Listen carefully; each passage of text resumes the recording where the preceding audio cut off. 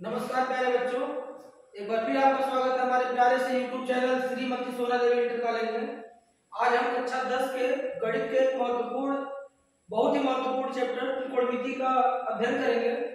तो आइए हम त्रिकोणमिति की पहले भूमिका समझते हैं, इसकी बेसिक चीजें क्या है, इसमें कौन कौन से अनुपात होते हैं, किसका क्या फार्मूला है। क्योंकि बेसिक चीज हमको पता रहेगी तो आगे हम त्रिकोणमिति को अच्छे से समझ पाएंगे। और त्रिकोणमिति इतना इंपॉर्टेंट है कि आगे जाकर के आप चाहे 11th में जाए 12th में जाए या फिर उसके क्या की पढ़ाई करें, त्रिकोणमिति आपका पीछा नहीं छोड़ने वाला है।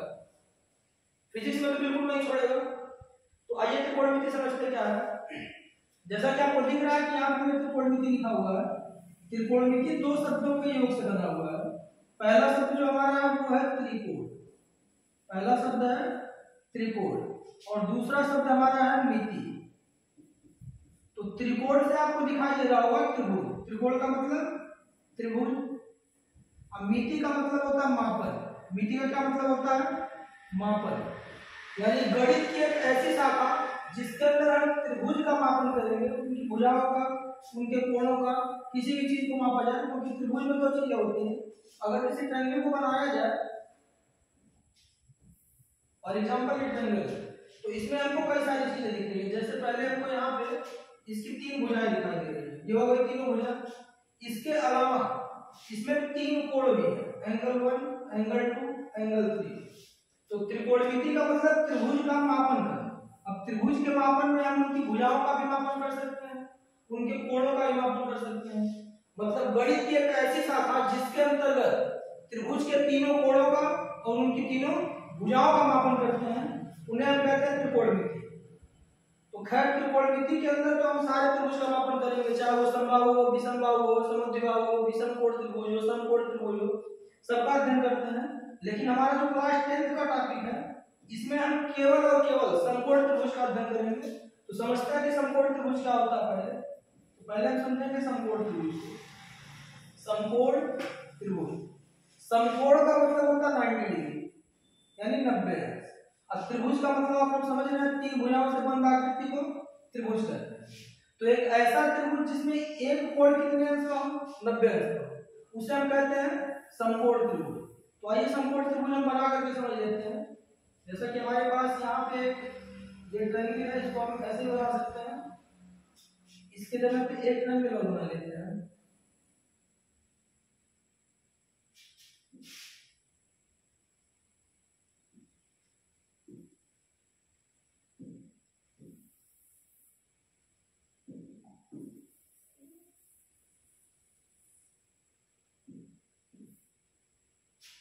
फिर से देखिए, आप थोड़ा सा एरर आ गया इसमें।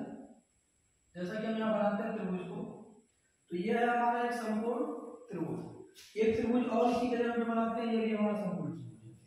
तो जैसा कि आप सबको दिख रहा है कि यहाँ पे ये वाला जो एंगल हमारा है, ये एंगल आपको दिख रहा होगा 90 डिग्री का। कितने डिग्री का? 90 डिग्री का। इसमें भी ये वाला एंगल जो है कितने डिग्री का? 90 डिग्री का।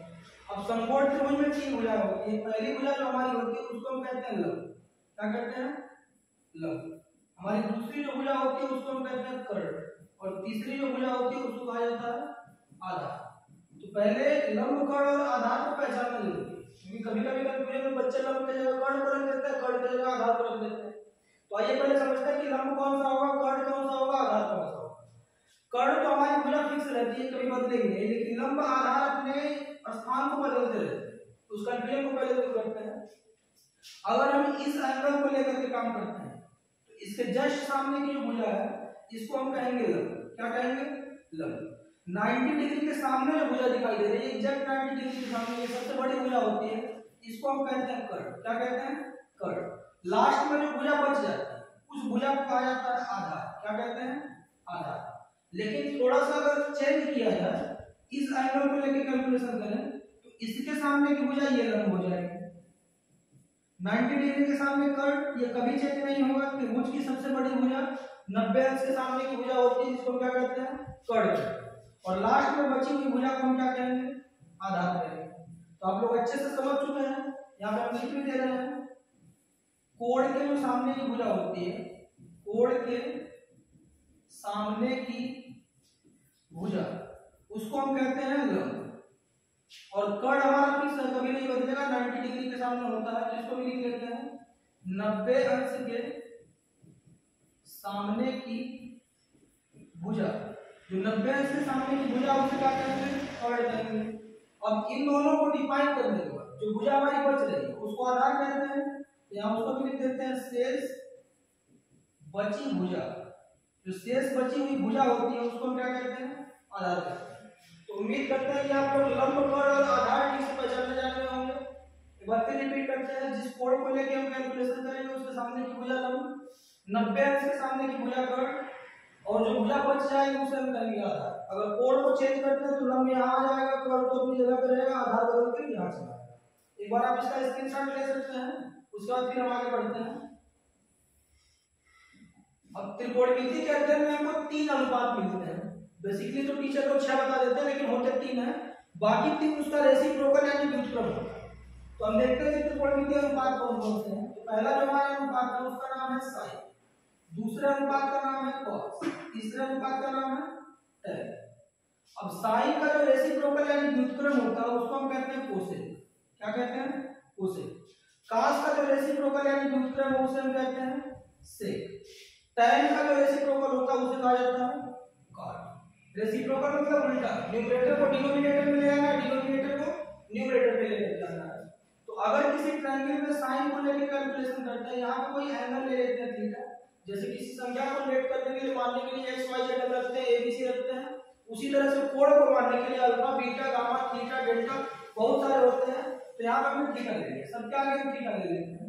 उसके बाद देखते हैं कि इनका फार्मूला क्या होता है। साइन थीटा का जो फार्मूला होता है वो होता है लंब बटा कर्ण। क्या होता है, लंब बटा कर्ण। सूत्र आप लोग ध्यान से देखेंगे कि बिना सूत्र के त्रिकोणमिति लगने वाला है। cos थीटा का जो फार्मूला होता है वो होता है आधार बटा कर्ण, आधार बटा कर्ण। tan का जो फार्मूला होता है tan थीटा बराबर वो होता है लंब बटा आधार। क्या होता है, लंब बटा आधार।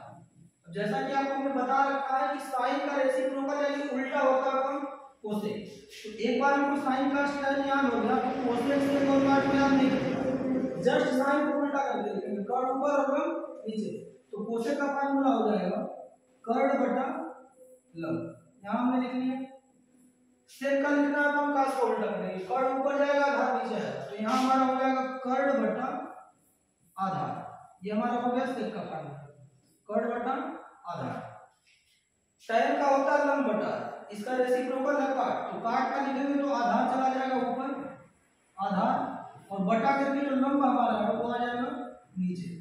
तो हमारे पहले एक्सरसाइज में यही से फार्मूले अप्लाई करते हैं। इसके अलावा हमको पाइथागोरस प्रमेय यूज करना है, पाइथागोरस प्रमेय। खैर ये तो बेसिक है, क्लास 7 में बच्चों को पढ़ाया जाता है कि किसी समकोण त्रिभुज में सबसे बड़ी भुजा कर्ण का वर्ग शेष बची दो भुजाओं लंब और वर्ग के योग के आधार के बराबर होता है। जिन लोगों को नहीं पता उनके लिए हम लिख दे रहे हैं। पाइथागोरस जी का फार्मूला था कर्ण का स्क्वायर बराबर लंब का स्क्वायर और प्लस करके होता है आधार का स्क्वायर। तो ये है पाइथागोरस प्रमेय का सूत्र। बाकी ऊपर जो 6 दिखाई दे रहा है sine cos tan cosec sec cot, ये त्रिकोणमिति के फार्मूले हैं। तो पहले एक्सरसाइज में हम इन्हीं के आधार पर सवाल लगाएंगे। इसका एक बार स्क्रीनशॉट लीजिए, कुछ 1-2 सवाल मैं बता दे रहे हैं ताकि आप लोग स्टडी करते रहे। तो आइए हम यहाँ पे सवाल लिखते हैं। जैसे अगर हमको दे दें यहाँ पे कि साइन थीटा बराबर 3/5, तो cos थीटा और tan थीटा का मान क्या होगा, क्या होगा। पहले हम सवाल को ठीक से समझते हैं। हमारे सवाल में साइन थीटा का मान दे रखा है, साइन थीटा बराबर 3/5। मान किसका पूछ रहा है हमसे, cos थीटा का मान पूछ रहा है, और किसका पूछ रहा है, tan थीटा का मान। तो अगर इस लाइन को रिपीट करके लिखा जाए यहाँ पे, तो यहाँ हमारे पास हो जाएगा sine theta is equal to 3/5। अब जैसा कि आपको फार्मूला पता है साइन थीटा बराबर होता है लंब बटा कर्ण, तो यहाँ पे उस चीज को लिखेंगे लंब बटा कर्ण। तो यहाँ से हमने डिफाइन कर दिया कि लंब की जो वैल्यू है वो कितनी है, 3 है, कर्ण की जो वैल्यू है वो कितनी है, 5 है। तो हम यहाँ पे एक त्रिभुज बना लेते हैं, समकोण त्रिभुज, उसमें मान हम उठा करके रखेंगे तो ये हमारे पास हो गया एक समकोण त्रिभुज। अब जैसा कि आपको पता है कि ये वाला जो एंगल हमारा है ये है 90 डिग्री। तो 90 डिग्री के सामने की भुजा क्या होती है बच्चों? अभी जस्ट आपको पता है कि कर्ड होता है। अब यहाँ पे एंगल हमने थीटा लिया, तो थीटा हम यहाँ ले सकते हैं, यहाँ ले सकते हैं। 90 तो पता है ना, पता होने वाले कोण को क्या माना जाएगा? तो चलो मान लेते हैं कि थीटा हमने यहाँ ले रखा है, तो थीटा के सामने जाएंगे ये भुजा हमारी जो है वो लंब हो जाएगी। अब बची हुई भुजा को हम क्या कहते हैं? आधार कहते हैं। आप लोग इस चीज को पढ़ चुके हैं। तो हमको याद दिख रहा है लंब का जो मान है वो कितना है? 3 है। तो यहाँ पे वैल्यू प्लांट करेंगे 3। कर्ड का जो मान है वो कितना है? 5 है। यहाँ पे हमने वैल्यू प्लांट कर लिया 5। हमारा आधार कैसे है? तो पाइथागोरस जी के फार्मूले से कर्ड का स्क्वायर इज इक्वल टू लंब का स्क्वायर प्लस आधार का स्क्वायर। आपने भी पढ़ा है, सारी वैल्यू उठा के रख दीजिए, आधार हमारा अपने आप निकल जाएगा। तो सबसे पहले हमें पता है कर्ड का जो मान है वो है 5 का स्क्वायर इज इक्वल टू लंब पता है 3, तो अभी आप 3 का स्क्वायर करेंगे, अब प्लस करके जो आधार है वो किसी है, तो आधार को हम आधार ही रहने देते हैं, आधार स्क्वायर। तो 5 का स्क्वायर 25 इज इक्वल टू 3 का स्क्वायर 9 प्लस करके आधार स्क्वायर। अगर 25 को यहाँ लिख करके 9 को ट्रांसफर किया जाए तो -9 होगा इज इक्वल टू यहाँ बचेगा हमारा आधार स्क्वायर। 25 में से 9 जाएगा बचेगा 16 बराबर करके आधार स्क्वायर। अगर यहाँ से स्क्वायर हटाया जाए तो इस पर रूट आएगा, रूट 16 इज इक्वल टू आधार। तो आधार इक्वल कितना हो जाएगा बच्चों? 16 का रूट होता है 4। तो इस प्रकार हमने यहाँ पे आधार निकाल दिया। आधार की वैल्यू रखेंगे कितनी है? 4 है। देखिए वैल्यू किसकी निकाल है? cos थीटा की और tan थीटा। एक एक करके यहाँ लिखते हैं। पहले हम यहाँ लिखेंगे cos थीटा, इसके नीचे लिखेंगे tan theta. cos theta is equal to tan theta is equal to, formula आपको पहले बताया जा चुका है कि sin का, cos का, tan का, कोसेक का, काट का, सेक का क्या होता है। तो cos का फार्मूला हमारा होता है आधार बटा कर्ड, और tan का फार्मूला आपको पता है कि इसका होता है लंब बटा आधार। करना कुछ नहीं है, सवाल बिल्कुल लग चुका है, बस वैल्यू उठा करके इस ट्रायंगल से वहां हमको प्लांट कर देना। तो पहले हमारे पास लिखा हुआ cos थीटा बराबर आधार बटा कर्ड। अब देख रहे हैं आधार की वैल्यू कितनी है? 4 है। कोई कलाकारी नहीं करनी है, यहाँ 4 रखिए और बटे रखिए।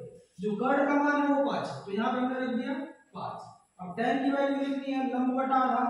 जो लंब का मान है वो 3 है, तो हमने यहाँ पे 3 रख दिया बटे बटे। आधार का मान जो है वो है 4। तो ये हो गया हमारा दोनों का आंसर। तो त्रिकोणमिति आसान है, बस आपको सूत्र याद करना है। इसके बाद हम कल एक्सरसाइज वाइज लगाएंगे, चैप्टर वाइज सवाल को लगाया जाएगा। तब तक आप लोग इसको दोहरा करके नोट्स बना करके तैयार रखिए, और अगर पढ़ाना अच्छा लगे तो चैनल को लाइक शेयर सब्सक्राइब जरूर करें। जय हिंद, जय भारत।